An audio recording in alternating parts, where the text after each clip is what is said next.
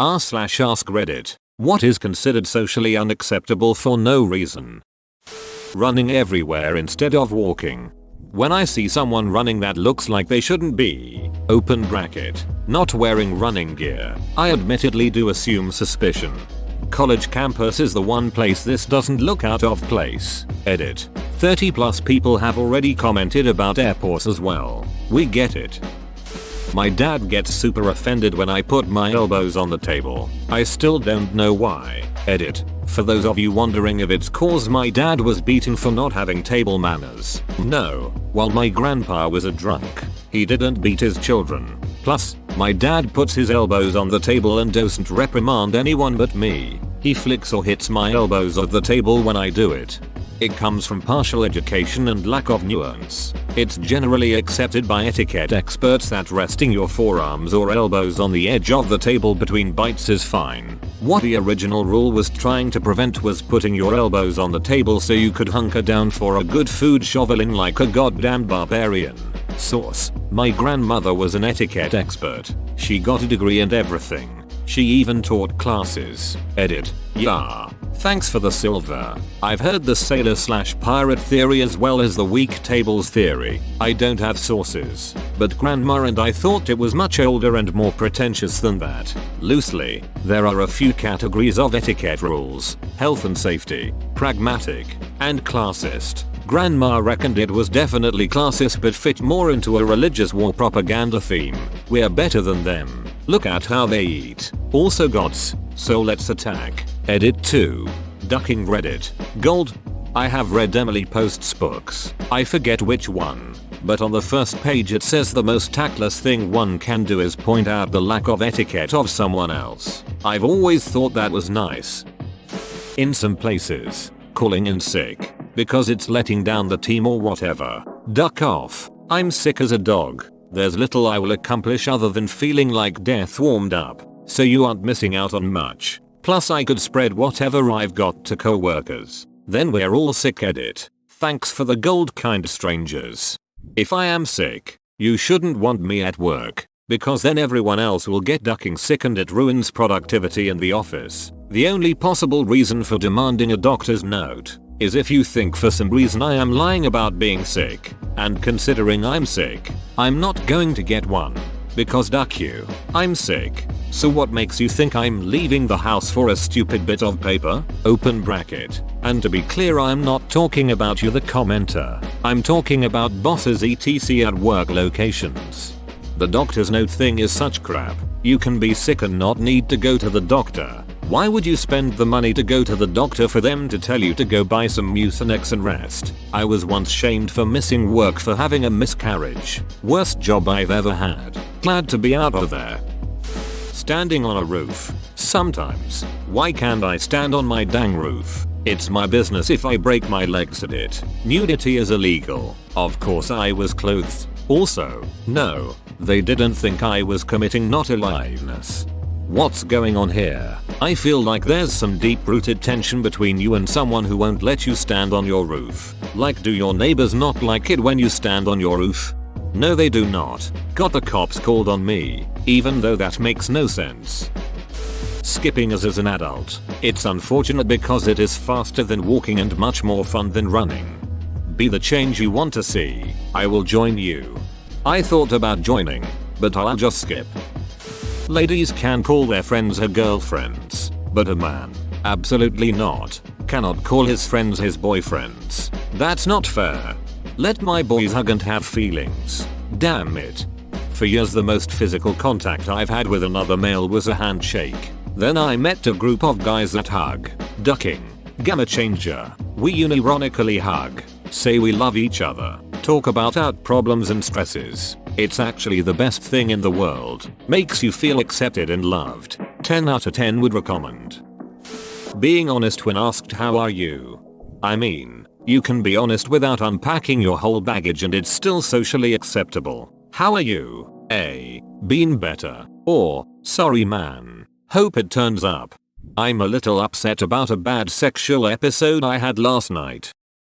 Refusing generosity. It's perfect alright to politely decline, even though others would vilify you for being ungrateful and cold. Edit. I am pleasantly surprised to learn everyone's perspectives on this. It seems to be different in other countries. The world doesn't seem so small right now. I was raised to always refuse generosity. It's crazy how it varies depending on country, family. Same. I was taught that people are only offering to be polite and don't actually want to do what they're offering. This one is super cultural. Wearing a surgical mask when you are sick to prevent giving the illness to others. It's socially acceptable in Japan. It's even encouraged. I wore a surgical mask to school because I was sick. I'm also Japanese but live in the US and got reported to the principal's office immediately. 40 plus male at a playground. Yes, I have no partner. Yes, that's my 6-year-old kid having a blast. No, I'm not a pedo, but thank you for your questions and passive glares. Which one's yours? I don't know yet. Just browsing. Leaving without giving an acceptable song and dance about why you are leaving. With leaving because you have basically reached your limit with socializing being not a good enough reason. People who can stand to be around other people for huge amounts of time. More power to you. But me? I can't do that. And I don't want to have to make up an excuse to do so. The Irish exit exists for a reason, my dude. The Irish exit is bizarre to me as an Irish person because here in Ireland you say goodbye to everyone twice, are still there an hour later, and even the goldfish is saying I thought you were leaving. Being the first person to get up from your chair when snacks are brought into a meeting room. There's always that one hero that does it though so others can get in line. Because I'm scared of looking like I'm starving or like I'm fat.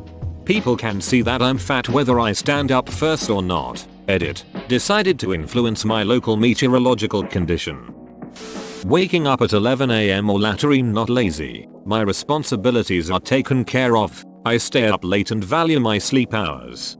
I stay up until 6 AM and wake up at 2. I'm a self-employed artist and I'm most productive at night. Even as a kid I always stayed up, slept in. People assume I'm lazy but I'm not productive at all in the morning. So duck that noise. Night owls FTW. Hey, me too. I never have felt so validated about my ducked up schedule. Everything I make in the morning is garbage and ends up be redone when I have my head on straight in the evening.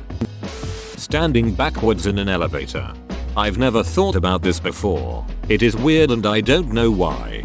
It's weird because you have to turn around to face the right way in order to press the buttons and see what floor you are on. Going out for dinner by yourself. Most upvotes I've ever had, thank you. I do this often, especially eating sushi because a lot of my friends don't like it. I say screw it and just go. I usually read a book as well if I don't want to talk to people. Are you this guy? Having fun as an adult. Fun has no expiration date. You don't suddenly no longer qualify for fun and have to live a life of watching the news and drinking coffee. People shame adults for doing fun things and that's absolute ducking bullshit.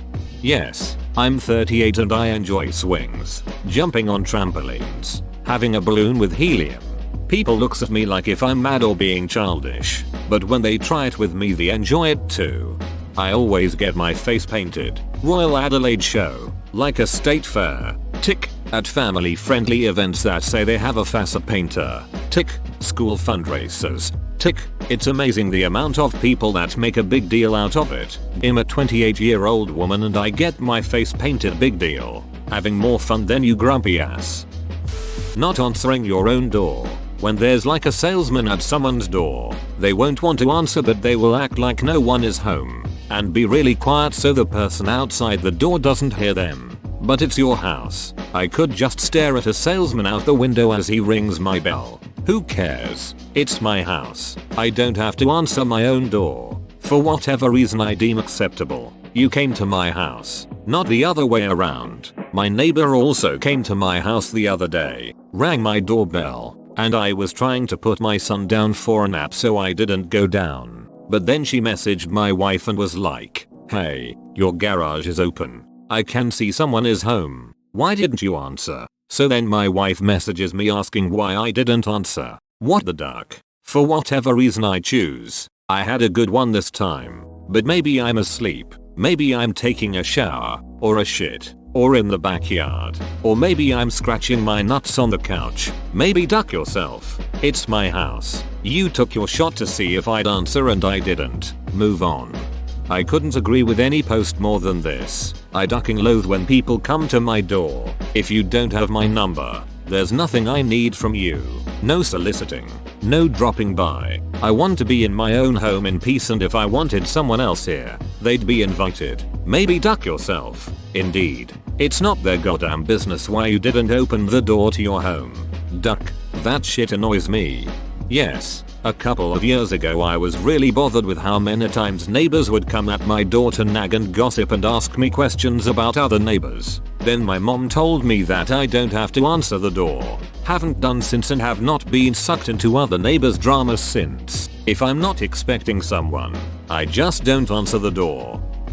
Using swings playground equipment as an adult. I friggin' love going on the swings. I'm 30 and it still fascinates me that I can quickly and easily get 10-15 feet or higher in the air with some simple leg movement. One day I was at a fairly deserted local park on the swings having the time of my life. Suddenly Karen shows up with her 2 ankle biters, hands on her hips, and yells at me, "What are you doing on there? The swings are for the kids, not adults. My tax dollars paid for these swings, and there's no sign saying that I can't. So I'll use them as much as I damn well please whenever I want." How much tax did little Johanathan and little Kimberly pay last year? None? Guess they can't use the swings either. Edit. My poor inbox. Thank you, kind medal giving strangers. Red heart. Some more info. I'm in BC, Canada. The swings were not the crappy weak ones, but had thick chains and rubber seats. I'm sure they were more than capable of holding my 190-pound self. I didn't tell Karen to duck off, but I did tell her to have a nice day. Don't let your inner kid die. Nothing wrong with getting a little high now and then. The Kimberley killed me. Apparently self-defense isn't allowed in schools. I guess I just have to accept the beating. Hell, you'll get suspended for getting the shit kicked out of you because schools have a zero tolerance policy. Tip for passive high schoolers: if someone wants to fight and they hit you, it's already done and you're gonna get punished too, so you might as well kick their ass since there's no going back. Hell, you'll get suspended for getting the shit kicked out of you because schools have a zero tolerance policy. I feel like that's something the Supreme Court needs to address at some point. At least in Canada, the Charter protects Canadians' rights to peace and security and doesn't specify an age limit. There must be something in the US Bill of Rights Constitution. Talking about the money you make your salary. I've talked about salary with co-workers a few times in my career. A couple times I found out I was underpaid. I asked for more money on my next review and was given what I asked. Sometimes companies overpay new hires when they are desperate for somebody good. The worst thing that can happen is their best, most experienced employees find out about it. Salary secrecy is always beneficial to the company, never to the employee. So true. Someone told me at my old company, giant food multinational, that they were told by HR that they could be terminated or written up for discussing salary. I was livid when I heard that. Walking your cat reminds me when some old man yelled at me and wanted to call the cops because cats aren't dogs and you can't walk them. Get a goldfish, put it in a fish bowl, put the fish bowl in a wagon, walk the fish, stare old man in the eyes as you do so.